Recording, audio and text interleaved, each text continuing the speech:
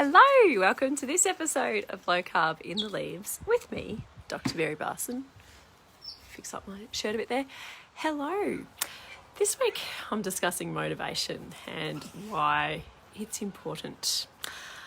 I'm sure many of you have been in the situation where a friend or a family member has tried, or maybe a partner, a child, a parent, a doctor, somebody else has tried to convince you on the merits of some kind of behaviour change, whether it be, giving up smoking or drinking less or changing your diet or exercising more. And almost certainly this doctor, child, parent, friend, family member had your best interests at heart. And maybe they tried to convince you on the merits of changing. Maybe they tried to convince you on the dangers of staying on the path that you're currently on.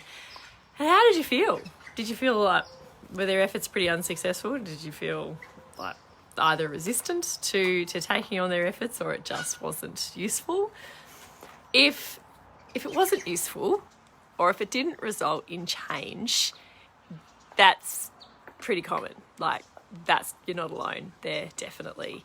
We as adults really generally tend to resist change at the behest of other people. Motivation really has to be intrinsic. We have to want to change, and we have to want to make the change for ourselves. Else it doesn't really work. Sometimes other people, doctors, family members can lay a seed, can maybe shift you from the pre-contemplation phase of change, when you're just not even thinking about what you're not even thinking about, to maybe pushing you into that contemplation phase, or as Dr. Lucy calls it in her Wheel of Change, purgatory, where you want to change, but you don't know how.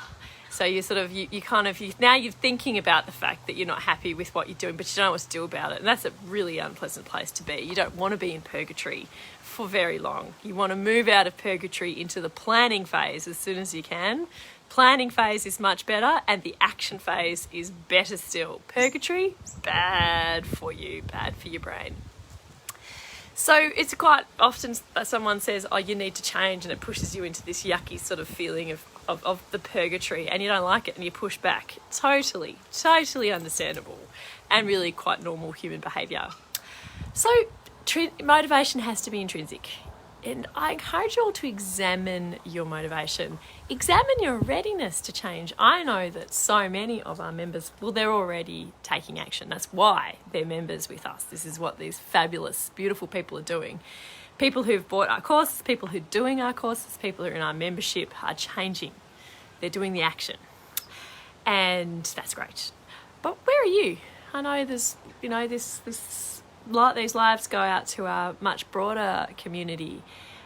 Where are you in your readiness to change, and what is your motivation? Take a moment to think about it, and it has to come from you. If your motivation is, my sons just won't get off my back until I lose 15 kilos, or your motivation is, my work colleagues just say I smoke too much, probably not going to be very successful. The motivation needs to be intrinsic, needs to be yours. So beautiful people, what is your motivation? We've got a fabulous podcast this week with Shariwa, where she discusses her motivation and her intrinsic motivation in beautiful detail. So please go check that out. Our podcast is called Real Health and Weight Loss by Real Life Medicine. You can get it wherever you get your podcast episodes. Lucy and I really pour our heart out into that project, so we would love for you to share it, love for you to benefit from it. See you later, everybody.